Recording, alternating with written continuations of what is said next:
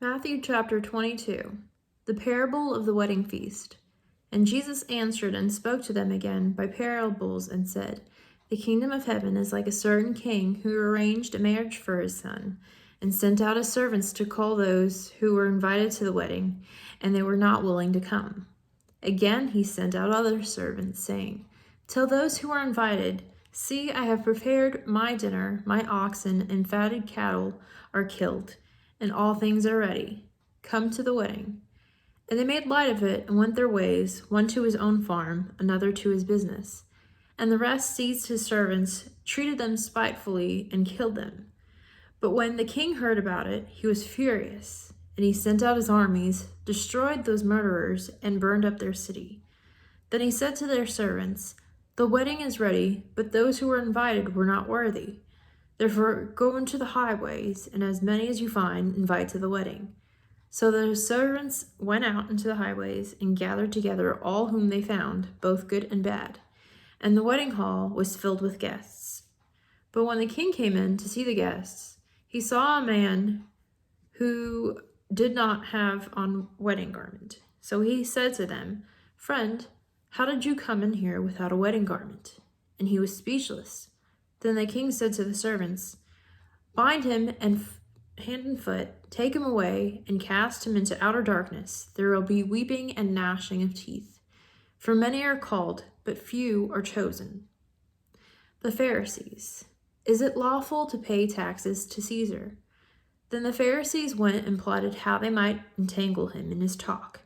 And they sent to him their disciples with the Herodians, saying, Teacher, we know that you are true and teach the way of God in truth, nor do you care about anyone, for you do not regard the person of men. Tell us, therefore, what do you think? Is it lawful to pay taxes to Caesar or not? But Jesus perceived their wickedness and said, Why do you test me, you hypocrites? Show me the tax money. So they brought him a denarius. And he said to them, Whose image and inscription is this? They said to him, Caesar's. And he said to them, Render therefore to Caesar the things that are Caesar's, and to God the things that are God's.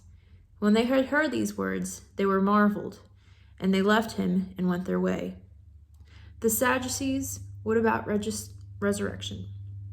The same day the Sadducees, who say there is no resurrection, came to him and asked him, saying, Teacher, Moses said that if a man dies, having no children, his brother shall marry his wife and raise up offspring for his brother. Now there were with us 7 brothers. The first died after he had married, and having no offspring, left his wife to his brother. Likewise the second also, and the third, even to the 7th. Last of all, the woman died also. Therefore, in the resurrection, whose wife of the 7 will she be? For they all had her. Jesus answered and said to them, You are mistaken, not knowing the Scriptures nor the power of God. For in the resurrection they neither marry nor are given in marriage, but are like angels of God in heaven. But concerning the resurrection of the dead, have you not read what was spoken to you by God, saying, I am the God of Abraham, the God of Isaac, and the God of Jacob? God is not the God of the dead, but of the living. And when the multitudes heard this, they were astonished at his teaching.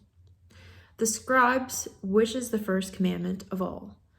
But when the Pharisees heard that he had silenced the Sadducees, they gathered together. Then one of them, a lawyer, asked him a question, testing him, and saying, Teacher, which is the greatest commandment in the law?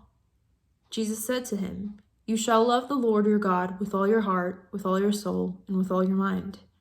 This is the first and great commandment. And the second is like it. You shall love your neighbor as yourself.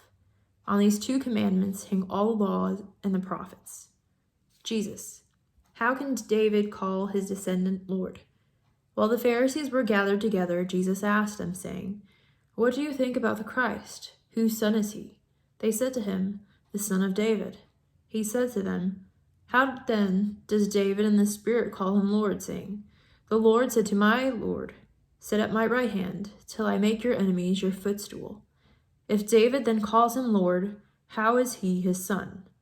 And no one was able to answer him a word, nor from that day on did anyone dare question him anymore.